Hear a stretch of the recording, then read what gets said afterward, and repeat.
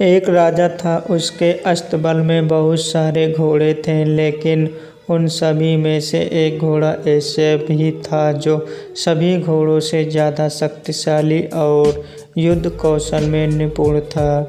राजा हर युद्ध में उसकी पीठ पर बैठ कर जाता और युद्ध जीत कर आता था, इसलिए राजा उसे बहुत प्यार करता था। समय के साथ घोड़ा बूढ़ा हो गया। राजा को लगा कि अब शायद उसका घोड़ा पहले की तरह युद्ध में सहयोग नहीं कर पाएगा, इसलिए उसने घोड़े को युद्ध में ले जाना बंद कर दिया। अब घोड़ा सारा दिन अस्तबल में बैठा रहता था या घास चरने के मैदान में चला जाता था।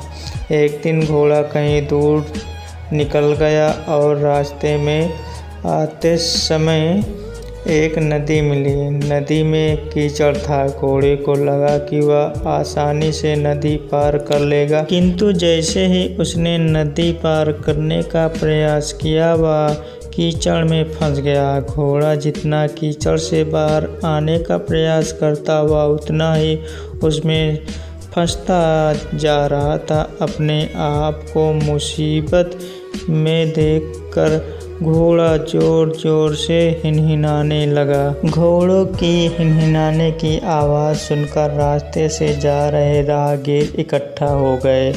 उन सभी ने मिलकर घोड़े के कीचड़ से निकालने का प्रयास किया, किंतु वे असफल रहे। लोगों ने घोड़े के मालिक का पता किया तो पता चला वह राजा का घोड़ा है। यह बात राजा तक पहुंचाई गई कि उनका प्यारा घोड़ा गहरे कीचड़ में फंस गया और कीचड़ से नहीं निकल पा रहा है।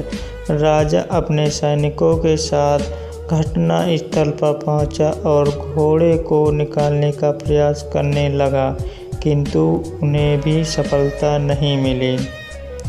अब राजा भी बहुत परेशान हो गया। उसने अपने मंत्रियों को बुलाकर सलाह ली। तभी एक बुजुर्ग मंत्री ने सलाह दिया कि घोड़े के पास युद्ध के नगाड़े बजाए दिया जाए और आसपास युद्ध का माहौल तैयार किया जाए। राजा को बूढ़े मंत्री की सलाह अच्छी लगी और उसने वैसा ही किया।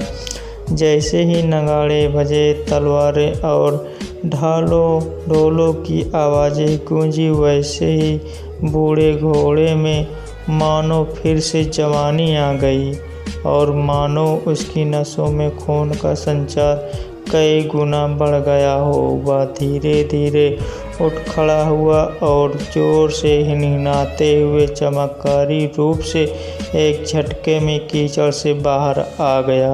राजा ने बूढ़े मंत्री से पूछा, यह चमत्कार कैसे हुआ?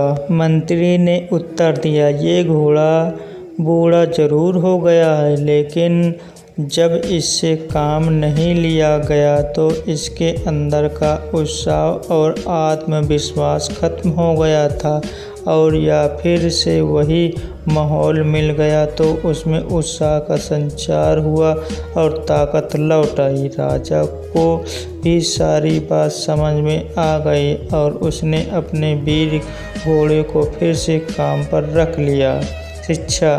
राजा और बूढ़ा घोड़ा कहानी से हमें शिक्षा मिलती है कि जीवन में उत्साह और आत्मविश्वास को कभी ख़त्म नहीं होने देना चाहिए।